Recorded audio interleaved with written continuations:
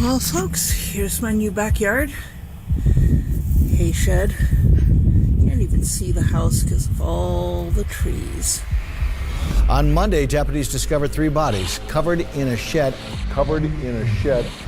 What's up, Iwu crew? It's the Raven, here to share with you another shocking, interesting, or just strange, but very true story.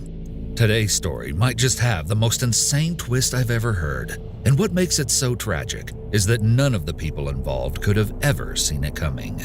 And I am back for another new video with my mom. Hi. Today I'm going to be covering a story so chilling, it'll make you second guess every stranger you see in public. In 2017, the prime and really only suspect of a horrific and heartless crime vanished, and to this day, despite leaving behind a trail of clues, they've never been caught.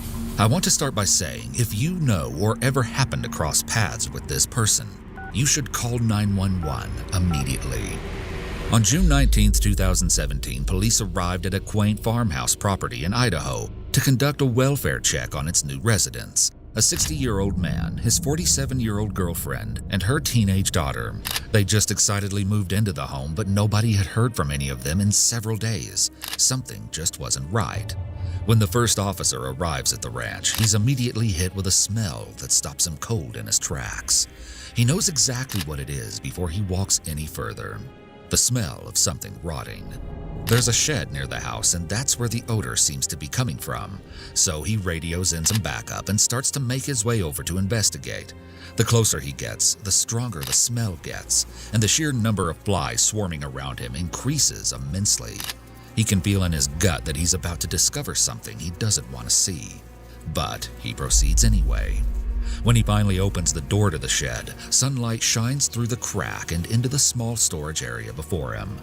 There on the floor is a bright blue tarp, and it's draped over something, or rather, someone. As he pulls back the tarp, he slowly reveals the bodies of 3 people laying side by side, all of whom had been brutally killed and left to rot in the shed, likely for days. As it is essentially the peak of summer, the weather has sped up the decomposition process substantially, making it hard for anyone to determine who the deceased individuals are. Though it isn't hard for friends and family members alike to assume that owner Mike, his girlfriend Nadia, and her daughter Peyton are the corpses on their property. Seems like a safe enough assumption, right? But once authorities were able to identify the bodies, they were faced with a shocking twist that nobody ever expected. Told you so. While 2 of the bodies did indeed belong to the trio who occupied the home, one of them did not, which left everyone with 2 harrowing questions. Who was this mysterious stranger lying dead on someone else's property? And perhaps even more chilling, where in the world was the missing 3rd resident? As the puzzle pieces of this convoluted case started to come together, the victims' loved ones would come to one chilling conclusion. No matter how well you think you know your friends, you can never be sure what double lives they could be living. Let's go back to where it all started. By the time Nadia Medley was in her mid-40s, her 13-year-old daughter Peyton was her entire life. But the single mother often had trouble making ends meet after her husband passed away in 2014. She also sadly lost a child shortly after its birth around the same time. For a while, Nadia and Peyton were essentially all each other had in the world, but that was all about to change. You see, Nadia worked as a massage therapist in Ogden, Utah, and she wasn't in a hurry to find love again so soon after being widowed. But sometimes love is spontaneous and just falls into your lap, or, in Nadia's case, onto her massage table. In 2015, a charming man with immense presence and personality walked into Nadia's work in need of a massage. The man, who went by the name Mike, was undeniably striking to Nadia.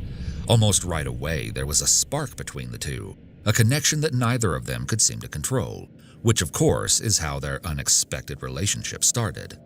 Mike was a catch, a private pilot for clients who often needed him to fly all over the country at any given time. He made good money, was well-traveled, and just happened to be a divorcee of 10 years. It seemed as though fate brought Mike to Nadia's life, as the two were beyond perfect for each other. Their relationship started off slowly, though it quickly grew more serious as the months went on. From after-work dates to hikes with Nadia and Peyton, Mike demonstrated his commitment to this newfound love. After all, he knew just how much heartbreak Nadia had already experienced. He made his girlfriend's daughter just as much of a priority in his life, picking Peyton up from school, taking her on lunch dates, teaching her how to shoot, and building such a strong bond with her that soon enough, she started to call him Dad. There you go. Awesome. Do it again. Keep pointing that way. Do it again. Looking at videos of them adventuring and even having fun leg wrestling in the leaves, you can tell that not only had Mike become a father figure in Peyton's life, these two were the best of friends. Nadia's friends saw a dramatic change in the woman when she met Mike, saying that he was the first reason she smiled in a long time, that she had a constant happy glow when they were together. Nadia's loved ones followed her fairy tale romance through social media. The couple and Peyton explored nature together. They had fun at rodeos, went to baseball games, and no matter what, they had fun. It was clear to everyone that Nadia's new romance was flourishing. She made sweet posts like, "Went to Cheap Trick, Joan Jett, and Heart tonight, thanks to my ever-so-thoughtful boyfriend, Mike. Awesome day at the fair with my little family. Love you guys." After an impromptu trip to Yellowstone, she wrote, "Because my boyfriend is awesome. Love you, Mike." Hi everybody, it's me Peyton. I am going to be like every YouTuber ever, and I'm going to make a vlog. Aha! We're going to Yellowstone right now, and how much longer do we have? Like 4 hours? Okay, yeah, 4 more hours. And yeah, it's a really pretty drive though. I'm happy. But all relationships have their honeymoon phase, and according to Nadia's best friend, there was a little turmoil that started to brew as time went on. Apparently, Nadia asked Mike 2 or 3 times for help paying mortgage. After a few times of being asked, Mike firmly declined, saying that they were moving too fast and he couldn't do this. But Nadia was not buying it. She had seen one of his paychecks, which reportedly showed that Mike made $10,000 in a single month. Nadia knew that Mike made a lot of money as a pilot, and she didn't understand why he wasn't willing to help her out financially. This heated dispute became a point of contention and eventually led to a brief separation of the pair. However, their love was like a magnet pulling them back to one another in no time. Nadia texted her friend, "He told me separation wasn't making him feel any better. We really have a hard time being apart at this point." Perhaps the most difficult part of their relationship to manage was the frequent distance between Nadia and Mike. After all, Mike's work often took him far from home for a considerable amount of time, sometimes for weeks on end, which can definitely put some strain on a relationship. But as they say, distance makes the heart grow fonder, which is exactly what happened with Mike and Nadia. The distance and time, it seemed, had nothing on the bond they have formed. In fact, it had only made Mike realize that he couldn't bear to spend so much time away from Nadia and Peyton anymore. This once casual relationship needed to be more permanent. So Mike ended up purchasing a ranch in Caldwell, Idaho, and told Nadia that he simply couldn't let her think he wasn't ready for commitment. He invited her and Peyton to move in with him and promised the two of them anything they wanted. Open fields, horses, dogs, rabbits, anything to make them happy and allow them to live a full life with him.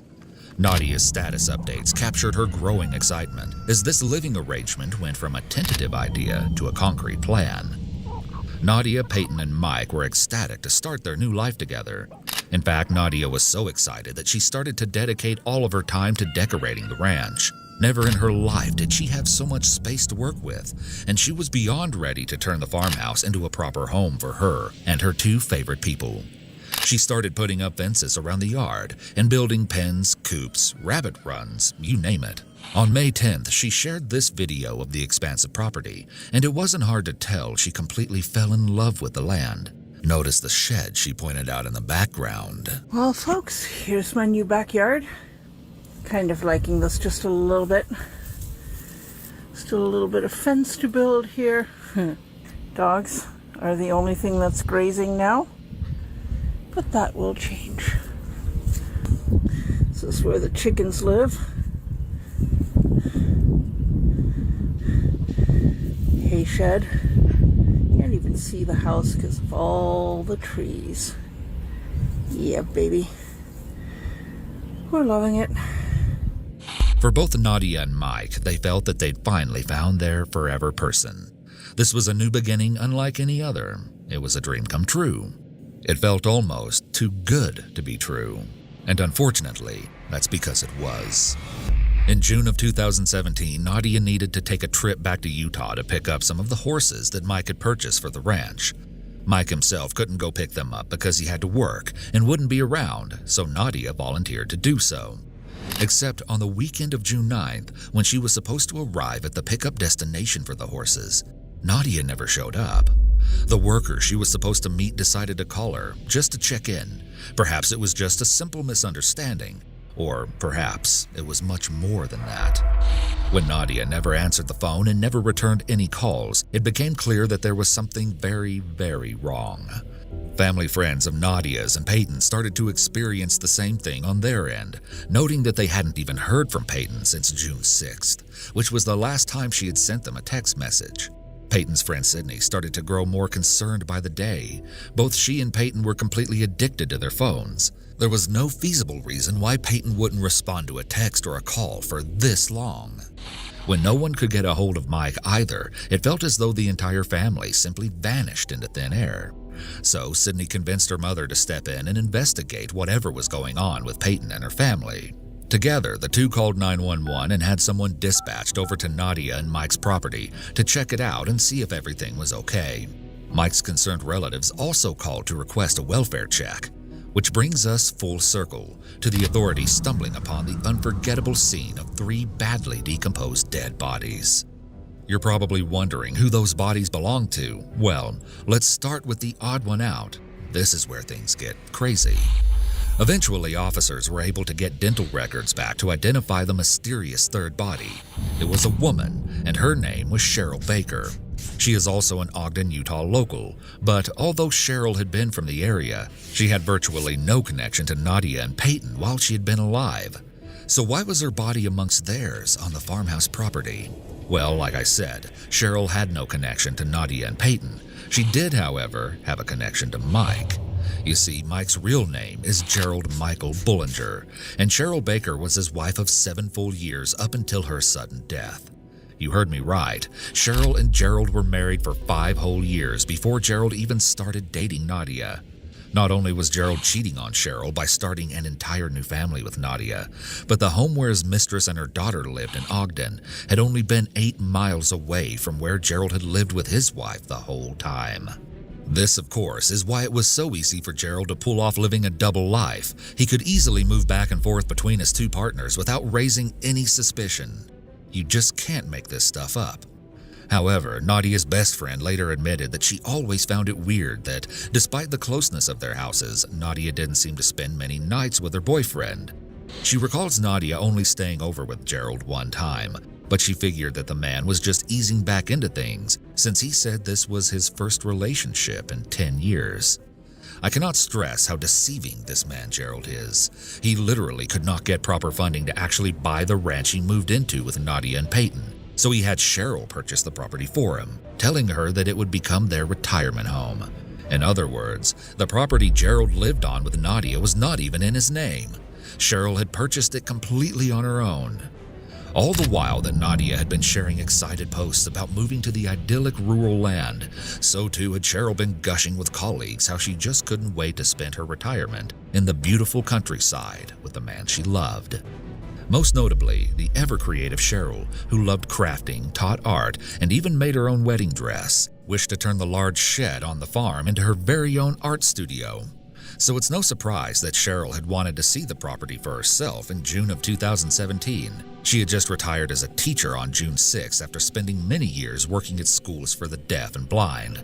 Although she had agreed to stay behind and sell their Utah home while he was supposed to live in a trailer on the Idaho property by himself and fix it up nice for her, she suddenly decided to drive 5 hours to where the property is located, excited to pleasantly surprise her husband with an impromptu visit. It was weeks before she was supposed to be there, but without a job to tie her down, Cheryl saw no reason why she shouldn't go reunite with her husband for a little while. Upon arrival, we can assume she was perplexed to find that there was a substantial amount of progress being done on the property, and confused when she saw a fully functioning home with a car parked in the driveway and animals running around. This was her property, and she surely hasn't been working on it. She probably thought Gerald was having some construction and remodeling done for the two of them as some kind of surprise. Perhaps Cheryl hopped out of her car and walked up the driveway, interested to see who was inside the house and what they were doing on her property without her consent. From here, we can only speculate what really went down on that fateful day. Maybe when Nadia opened the door, Cheryl's newfound suspicions were only confirmed when Nadia asked who Cheryl was, and the two realized they were being played by the same man. As for what happened after Cheryl and Nadia met face to face, the details are unclear. Presumably, the two women found out that Mike, Gerald, had been cheating on both of them with each other. It's likely that they were both incredibly frustrated with themselves and each other, but mostly Gerald. And at some point, police assumed that Gerald must have discovered that the two women had found out about each other, unraveling his secret life. That's when officers believe he became violent. As his whole world came crashing down in an instant, it is alleged that he took out his anger on not only Cheryl, but Nadia and even young Peyton. That's right. The three gruesome bodies on the property were tragically identified to belong to none other than sweet and considerate Nadia Medley, her innocent daughter Peyton, and Gerald's 56-year-old wife, Cheryl Baker. When the bodies of the victims were analyzed, it became clear that they had all three been shot in the head, execution style, before their corpses were discarded into the shed on Gerald's property.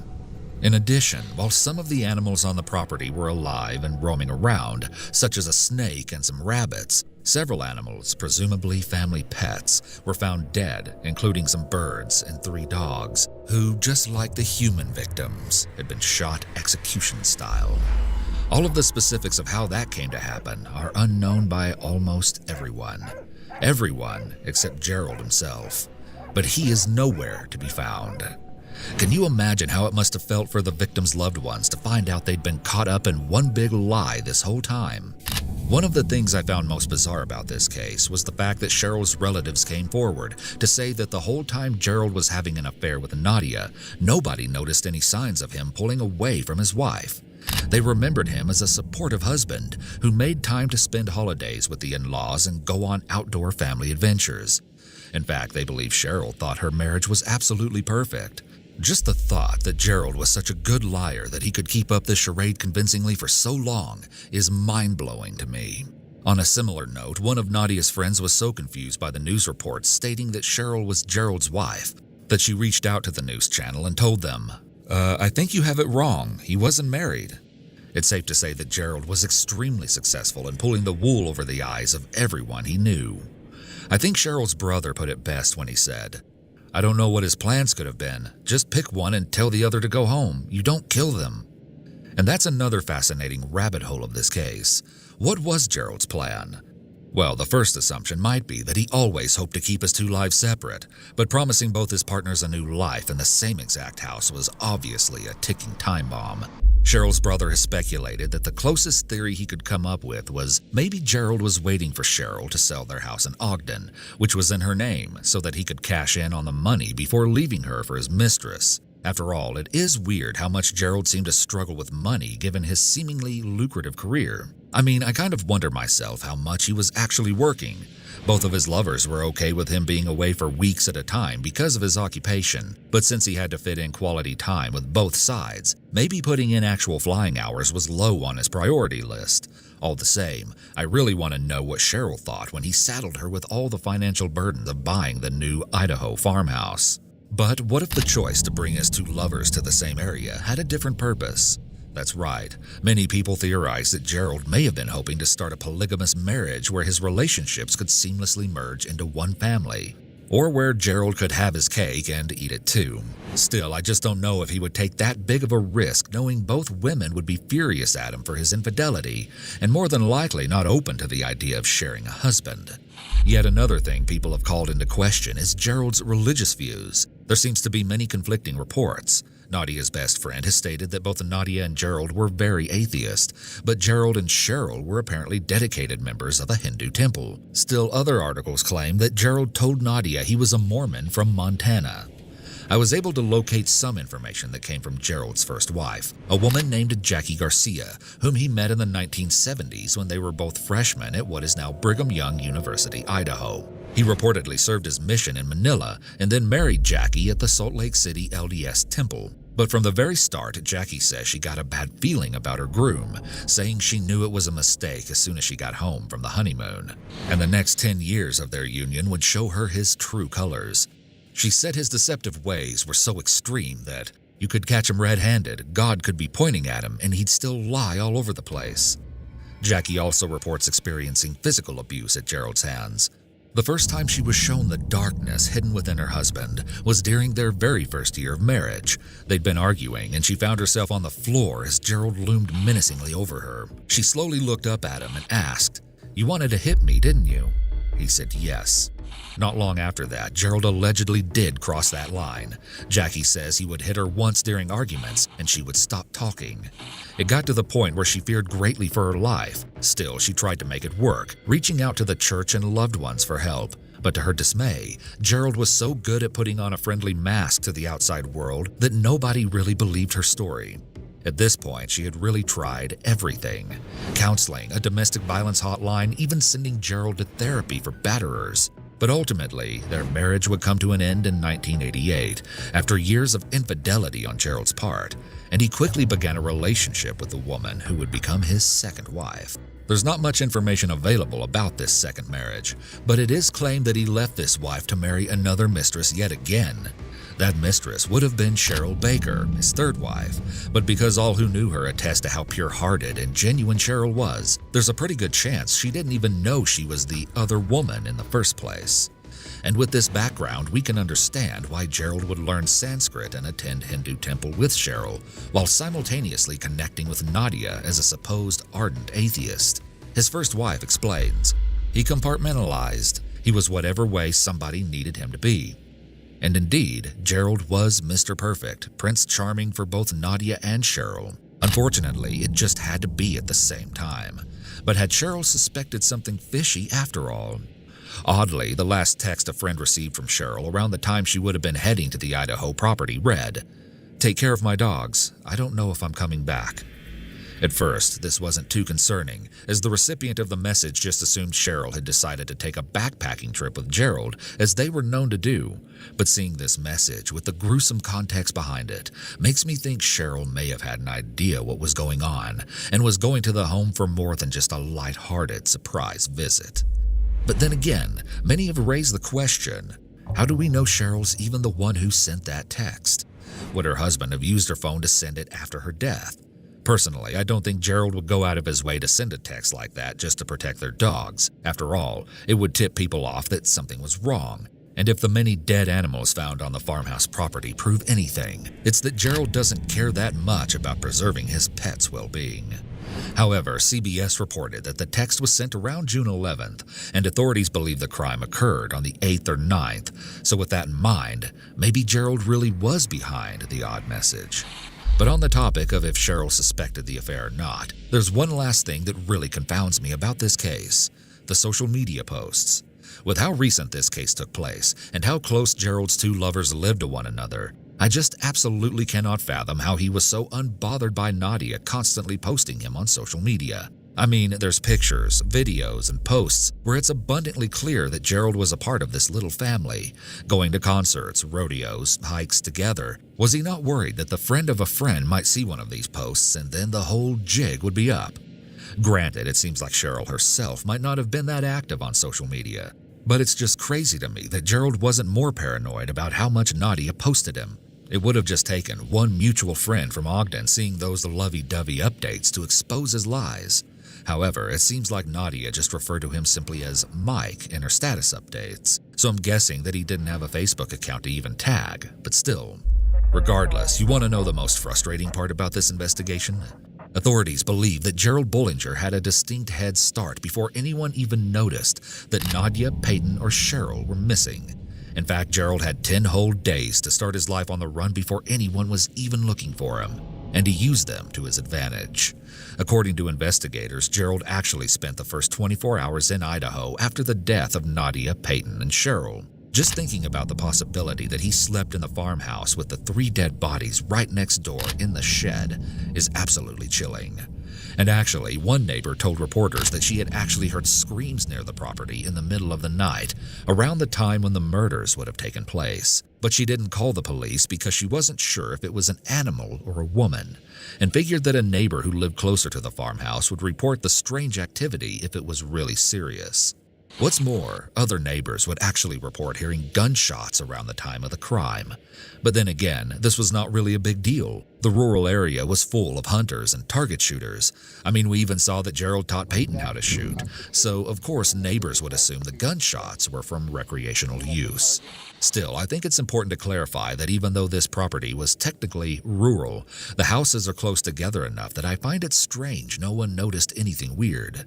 Perhaps the dense aligning of trees that Nadia had looked forward to receiving privacy from was just enough to hide the dark deeds taking place there from any curious eyes. Can't even see the house because of all the trees. However, from the victim's manner of death, it appears that there may have not been all that much of a struggle that could have alerted anyone in the first place. It is believed that Nadia, Peyton, and Cheryl all died from a single gunshot wound to the head. This makes it seem like Gerald had the time and control to carry out a cold and calculated execution. But consider the circumstances. Whether Gerald was home when his wife met his mistress or he arrived home later to find the angry women waiting for him, it seems like the ensuing passionate argument would have been very chaotic. If Gerald had pulled out a gun, it's hard to imagine that the 3 victims wouldn't have tried to fight back against him. So how was it that they all died of such clean and precise bullet wounds? Some have theorized a scenario in which Gerald was already home at the farmhouse with Nadia and Peyton, when suddenly he saw Cheryl's car pulling into the driveway. Knowing that the jig was up and that he couldn't take on all 3 of them at the same time, perhaps he decided to take out Nadia and Peyton first, then waited at the door to surprise his defenseless wife with a sudden attack. Some have posited that Gerald could have shot Nadia and Peyton while they were asleep. I suppose this would make sense if Cheryl had arrived to the property late at night, and maybe that would explain the scream the neighbor heard. But ultimately, we just don't really know those specifics for sure. Investigators say that on the morning of June 10th, Gerald casually went to get breakfast in the next town over, in Nampa, Idaho. It seems like he wasn't even in a rush to get away, and apparently wasn't scared to show his face in public. I can just imagine him monitoring the news to check if the bloody crime scene he left behind had been discovered yet. After enjoying his morning meal, Gerald was heading back to Utah. Once back in Utah, Gerald switched out his truck for Cheryl's car that had been having some maintenance done in an effort to throw investigators off of his trail. And finally, on June 11th, Gerald was seen on video entering the Bridger-Teton National Forest in Wyoming, which is the last known location of Gerald, as it was the last time police were able to track him. After some searching, authorities were able to locate Cheryl's car at an abandoned campsite, but Gerald wasn't anywhere to be found. At least, investigators think he wasn't. There are a variety of theories surrounding Gerald's current whereabouts. Amongst the most popular are the fact that he easily could have managed to hitchhike his way out of the national forest, and maybe even out of Wyoming. However, some people also theorize that Gerald could have just continued his way through the woods and taken his own life out of guilt. Canyon County Sheriff Kieran Donahue has even said multiple times that his instincts lead him to believe that Gerald is dead. But whether that be from intentional self-harm or just exposure to the elements is up for debate. Some netizens have complained about law enforcement's insinuation that Gerald is probably dead. These online theorists point out that if he wanted to end his life, he probably would have done it in the heat of the moment, directly after the crime, instead of fleeing the area. Close friends of Nadia's believe that Gerald is far too egotistical to end his own life. One anonymous individual who knew Gerald for more than a decade quipped, "If you know about sociopaths, you know they're unlikely to kill themselves. He would have to feel guilty, and he doesn't have a conscience." I wanted to look a little into the actual definition of a sociopath, since the term seems to be thrown around a lot these days. The official consistent behavior patterns indicative of the disorder include the following: lack of empathy for others, impulsive behavior, attempting to control others with threats or aggression, using intelligence, charm, or charisma to manipulate others, not learning from mistakes, and lying for personal gain. There are clear examples of Gerald exhibiting each one of these criteria, so perhaps that title would be a good fit for him. Or at the very least, it can be said that he exhibited sociopathic behavior in many aspects of his life. Cheryl's friends even said the eventual husband and wife met on a plane, and by the time they landed, he had gotten her phone number, so there must have been something infectious about his personality. Too bad he used it to manipulate those who trusted him most. Law enforcement emphasized just how rugged the 3.4 million acre area he disappeared into is, saying that it is littered with grizzly bears, wolves, and coyotes. Gerald apparently has taught survival training in the past, but even if he was able to sustain himself for a little while out in the wilderness, he probably would have had to find more welcoming accommodations before winter fell. What's interesting is that many of his old friends actually theorized that he could have used his trademark charm and charisma to convince another unsuspecting woman to take him in. I'm sure if he's still alive somewhere out there, he would be going by an alias, so that's why spreading his photo around is so crucial. The sheriff has said that the evidence points to him still being in the country, probably within the West if he's indeed still living. But here's where things get even crazier. On July 20th, 9 days after Gerald entered Bridger-Teton National Forest, a couple of workers from a recreation center reported seeing someone who looked just like Gerald in a tent at a camp spot less than 2 hours from where his car was found. Could Gerald have narrowly escaped being caught again? On June 28th, a tip was received from someone who thought they saw Gerald driving south on Interstate 15 near Salt Lake City, while others reported possible sightings of the fugitive in Pocatello. Police dogs, helicopters, and infrared technology have all been employed in the expansive and intensive search for the suspected killer on the loose, but all to no avail. What's really weird is that one sheriff stated plainly that they collected evidence that indicates Gerald is dead, but he stands firm that they cannot be closed-minded in this investigation. I would really like to know what that evidence is that indicates he is dead, but it doesn't seem to have been made public. One of the most eerie things about this case is that Nadia's Facebook page has not been taken down, and so we can still read her final posts. They're like a time capsule showing a woman who is happy, optimistic, and totally head over heels for her boyfriend, excited for the future. In her very last post, she says that the last thing she thinks before going to bed is, life is good, and affirms that she has found love. Before that, a photo of Peyton, a cute snapshot of Nadia with her dog, and a scenic picture of the rural front yard she loved so much. An even older post from 2016 is perhaps the most sad of them all. Nadia shares that she is a survivor of mental and physical spousal abuse at the hands of her late husband. She bravely writes, "I'm much better off now and definitely a survivor, and let me tell you, real people don't hurt others." About a year before the murders, she posted a photo of Mike and Peyton, writing, "Happy Father's Day to all the real dads out there, those who inspire their kids, who are there for their families, who take the time to make a difference." It is truly tragic to see just how much she had to go through already, and even then, she had no idea the monster that her boyfriend Mike really was. At the same time, Peyton actually had her own YouTube channel, and going through some of her old videos really hit me hard. Hello everybody, it's me, Peyton, and I am back for another new video with my mom. Hi. So, today I'm going to be painting her face Galaxy.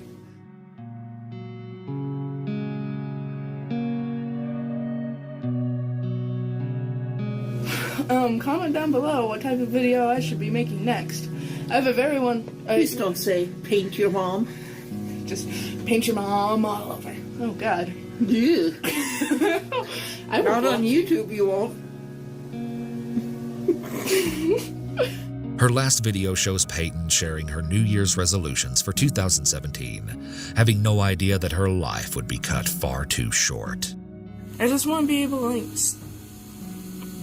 I don't know, have my own opinion more, be able to say stuff more. Like, if I don't want to do something, say no, I'm not going to do that. And with standing up for myself also, being able to tell people when something's, like, hurting me and getting them to stop. God, I need to focus. Fourth thing is, I want to do more writing, because as I doubt any of you guys know, I love to write. I have stuff published in my school's book. That's really good. I might read it to you guys. Because it's like kind of a way to express something I love to do. Like, I love to sing, and that's what I do on that channel. I love to, like, write my own songs. Like, I just learned how to play guitar, so hopefully, like, I'm not great, but I can do stuff. And so hopefully I'll be able to do that more. But it's just, altogether, just doing things that'll make me happier. Do things that'll make you happier. Like, don't just sit here saying, you know what, I'm gonna do that and it'll be great. No, do something. Actually do it. Do something that will make you happy. Do something that will impact your life for the better. If that's getting rid of some of the friends that treat you like complete, then get them out. Get rid of them. If you want to go talk to that hot guy at your school that you've had a crush on forever, do it. Don't just wait for the right moment, because guess what? There will never be a right moment. We don't have enough time in this world to just keep waiting for the right moment, because eventually we'll just give up. What we wanted to do won't seem important. We'll lost the interest, and we'll just live our lives not knowing, that we did that. We'll just live our lives in the what ifs, and that's not okay. You need to put yourself out there, because we have one short life, and no matter what you believe happens afterwards, we have one life, and you need to live it the way you want to, doing whatever you want to do, not what other people want you to do. Live your life the way that it makes you happy. But just listen to me. It's more important to live in the now and live like we're gonna die tomorrow than live like we have 20 years ahead of us, or however many years. Gerald Bullinger is really the only person of interest in the murder of Nadia, Peyton, and Cheryl, and needs to be located, dead or alive, as soon as possible. At this very moment in 2021, Gerald Bullinger is still considered armed and dangerous, and is very much wanted by the law. So keep your eyes peeled for a Caucasian male in his 60s who is around 6'1" and weighs approximately 240 pounds. From the last time he was seen, Gerald Bullinger has gray hair and brown eyes, as you can see in this photo of him. If you see him, do not approach him, but please call 911 immediately. And if you take one thing away from this story, remember that people are not always what they seem. And if something seems too good to be true, it just might be. Cheryl's brother has lamented, "I don't trust my own judgment on people anymore. I thought Mike was a nice guy. I'm not sure we would know the true story even if Mike were found." Now, I'd like to pass this story off to you. What do you think happened to Nadia, Peyton, and Cheryl? Why would Gerald remain on the run if he is not responsible for their deaths? And where do you think he is currently?